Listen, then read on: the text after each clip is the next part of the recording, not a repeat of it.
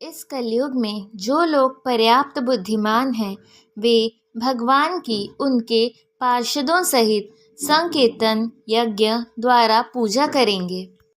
धृतराष्ट्र ने कहा, हे संजय, धर्मभूमि कुरुक्षेत्र में युद्ध की इच्छा से एकत्र हुए मेरे तथा पांडु के पुत्रों ने क्या किया। जिस प्रकार मनुष्य पुराने वस्त्रों को त्याग कर नए वस्त्र धारण करता है, उसी प्रकार आत्मा पुराने तथा व्यर्थ के शरीरों को त्याग कर नवीन भौतिक शरीर धारण करता है।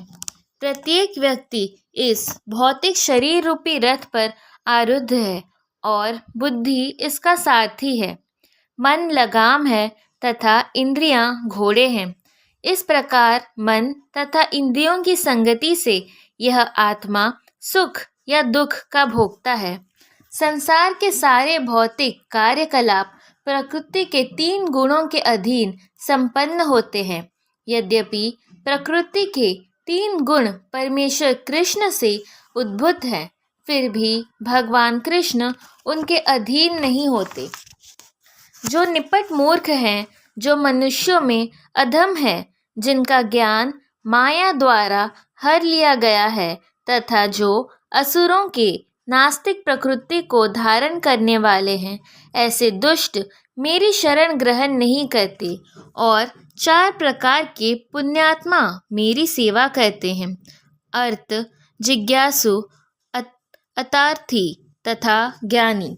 योग में सिद्ध योगी अपने शरीर को त्यागने के स्थान तथा समय की व्यवस्था कर सकते हैं। अन्य मनुष्यों की इस पर कोई वश नहीं होता। ऐसे अनेक जीव हैं जो दुष्टों को दंड देते हैं, किंतु इनमें यमराज प्रमुख है। यमराज पृथ्वी लोक के निकटवर्ती लोक में रहते हैं।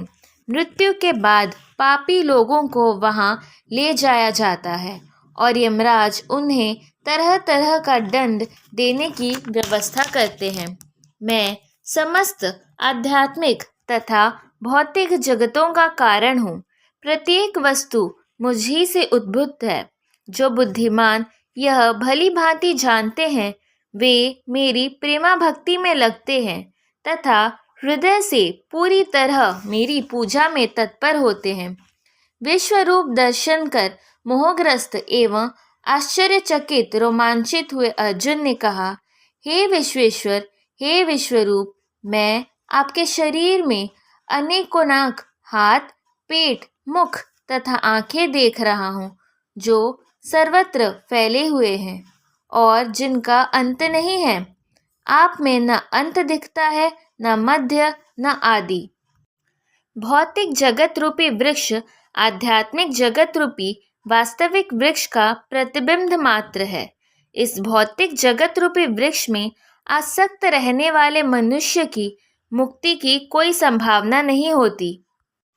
लेकिन जो मनुष्य आध्यात्मिक जगत रूपी वृक्ष को समझ लेता है, वो आत्मोन्नति कर सकता है। मैं प्रत्येक जीव के हृदय में आसीन हूँ और मुझसे ही स्मृति, ज्ञान तथा विस्मृति होती है। मैं ही वेदों के द्वारा जानने योग्य हूँ। निसंदेह मैं वेदांत का संकलनकर्ता तथा समस्त वेदों को जानने वाला हूँ।